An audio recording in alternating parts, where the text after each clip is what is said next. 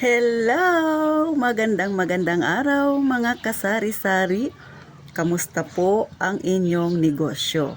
Ang inyong tindahan? Sana ngayong hapon na ito, okay na okay ang lahat ng ating benta mga kasari. So ngayon mga kasari, may papakita ko sa inyo. Pasensyahan nyo na ha, ito sinadya ko talagang lagyan ng tape, tapos nilagyan ko ng ganyan kasi baka ako ay mapagalitan. Ano ba ito? So, kahapon, may lumapit sa akin dito, nakamotor. Tapos siguro mga isang oras lang ang pagitan, may lumapit na naman nakamotor. So, gaya nga ng sinabi ko mga kasari, usong-uso talaga dito yung naghahanap sila ng pauutangin. O, ikaw ba ay game sa pangungutang? Naghahanap ka ba ng pandagdag na kapital para sa iyong tindahan mga kasari? O, di ba? Puhunan na, inayawan pa ni Ate Tintin. Bakit kaya? Alam niyo mga kasari, okay naman na may mag-alok ng puhunan. Pero syempre, mag-isip-isip din paminsan-minsan mga kasari ha. So si Ate Tintin pinag-isipan. Sabi ko sa kanya kahapon, siya sige, tatawag na lang ako sa iyo, kaya magte-text na lang ako sa iyo kung sakasakali. So, syempre, negosyo ito mga kasari. Pero kaya ko ipinapakita ito sa inyo para, syempre, maging aware din yung iba dyan mga kasari. Sabi niya, ako raw ay pwedeng mangutang sa kanila ng hanggang, 15,000. Di ba? Tapos kung 5,000 ang aking babayaran, ang sabi niya, ako ay magde-daily ng 70 pesos. O di ba? Kayang-kaya na. O, kung medyo malaki ang gusto ko, 10,000, ako ay magde-daily ng 130 pesos. O, di ba? Kung talagang mas malaki pa ang gusto ko, 15,000, ako ay magde-daily lang ng 200 pesos. Kayang-kaya ba mga kasari? Abay, hindi.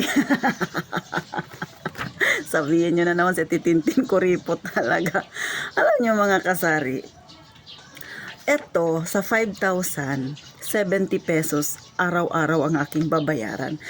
Ayon dito sa binigay nilang flyers sa akin, sabi niya 5% daw. Pero hindi ko na itutotal yung 5%. Sabi ko nga sa inyo, mahina si Titintin sa math.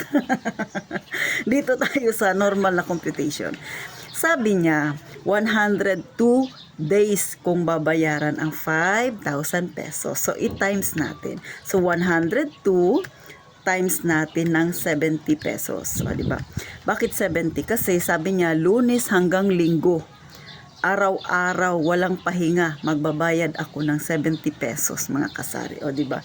So, times natin. 102 kasi nakalagay dito. 102 days times 70 pesos equals 7,140.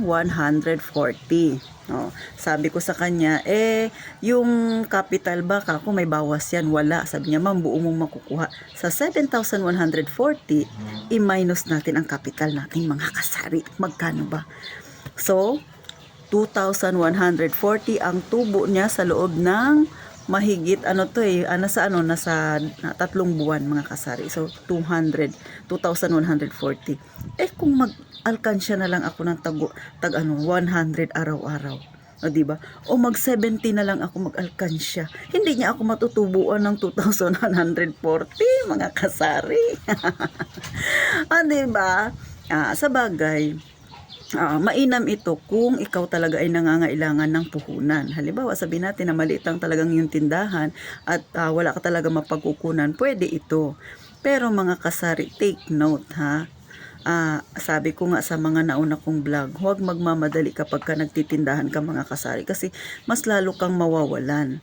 Kung matatag ang loob mo, matapang ang iyong puso, mag-go ka, mangutang ka. Pero syempre, masakit sa ulo. Kasi nga, syempre, may iisipin ka araw-araw mga kasari kung ikaw ay may bayarin. Samantalang kung hindi ka naman nagmamadali, sabihin natin, bigyan mo yung sarili mo ng isang buwan.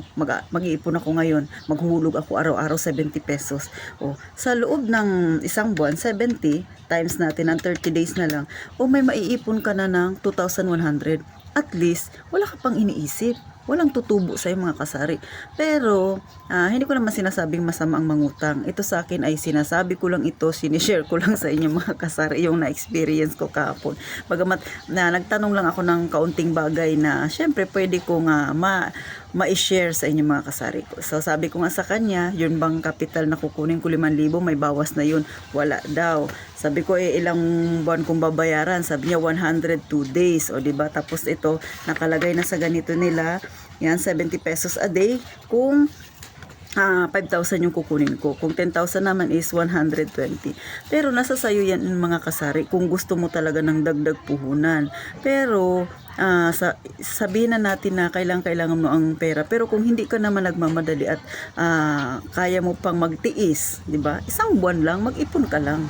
Kasi nga, sayang pa yung itutubo niya sa mga kasari. Pero syempre kasi, ito naman, ang mga ganito ay lending ito, microfinance ito, business ito mga kasari. Syempre, tutubo rin sila. Kasi, syempre, yung maniningil sa'yo, pupunta yan dito, yung gasolina, yung maintenance ng sasakyan, tapos may binabayaran din yan silang mga tax, o diba? May binabayaran din silang permit. So, malaki talaga yung capital. So, hindi rin natin sila masisisi. Bakit? Medyo may kalakihan yung singil nila. Kasi, syempre, pag legal ka na lending, marami kang binabayaran mga kasari. Medyo malaki yung binabayaran. Kasi, tayo nga may tindahan, di ba? Maliit lang yung tindahan natin. Malaki nga yung binabayaran. Mas lalo na kung lending yung pinag-uusapan. So, ibang level na yung mga kasari. Kaya, for sure, malaki rin ang binabayaran nila sa City Hall na kanilang permit. Pero ito naman sa akin ay sinishare ko lang sa inyo mga kasari. Baka yung iba dyan ay gustong magdagdag ng kapital, try nyo na para magkaroon din kayo ng sakit ng ulo. Char lang mga kasari. So paano hanggang dito na lang mga kasari? Pasensyahan nyo na ha kung naririnig nyo yung background ko, maingay yung kapitbahay namin, may katawagan siya. Ganun talaga dito sa amin kasi dikit-dikit. So eto ang inyong pambansang tindera nga Titintin. Please naman pa-like tsaka subscribe na rin mga kasari ang aking munting channel para kahit papano magsama-sama tayo sa ganitong kwentuhan na makakatulong dyan sa iba na may maliit na tindahan na nagmamadaling kahit papano lumago ang kanilang tindahan. Hindi ko alam kung ito ay para sa inyo ba? Kasari. So paano? Mag-iingat kayong palagi mga kasari.